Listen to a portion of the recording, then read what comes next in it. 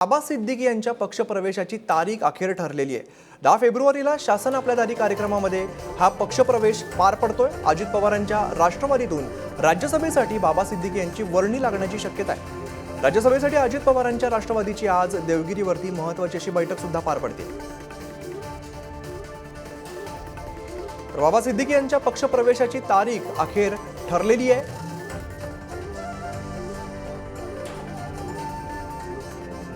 अधिक माहिती देतात आमचे प्रतिनिधी ओमकार बाबळे। ओमकार, बाबा सिद्दीकींच्या पक्षप्रवेशाची तारीख ठरली आहे, काय माहिती समोर येते?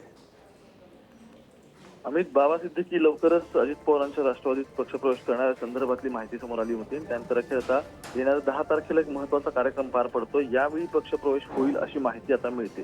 खरं तर अजित पवारांच्या राष्ट्रवादीकडे आता आमदारांची संख्या पाहता एक राज्यसभेचा उमेदवार त्यांना द्यायचा आहे। याच्या आधीच्या झालेल्या बैठकीत अल्पसंख्याक चेहऱ्याबद्दल विचार चालू होता। अजून त्याबद्दल फायनल निर्णय झाला नसला तरी सुद्धा सध्याच्या घडीला बाबा सिद्दीकींची अजित पवारांच्या गटाकडून राज्यसभेवरती वर्णी लागू शकते अशी आत्ताची परिस्थिती आहे। त्यामुळे येणाऱ्या 10 तारखेला पक्षप्रवेशानंतर आणखी गोष्टी स्पष्ट होतील। नक्कीच ओमकार, धन्यवाद तुम्ही दिलेल्या माहितीसाठी।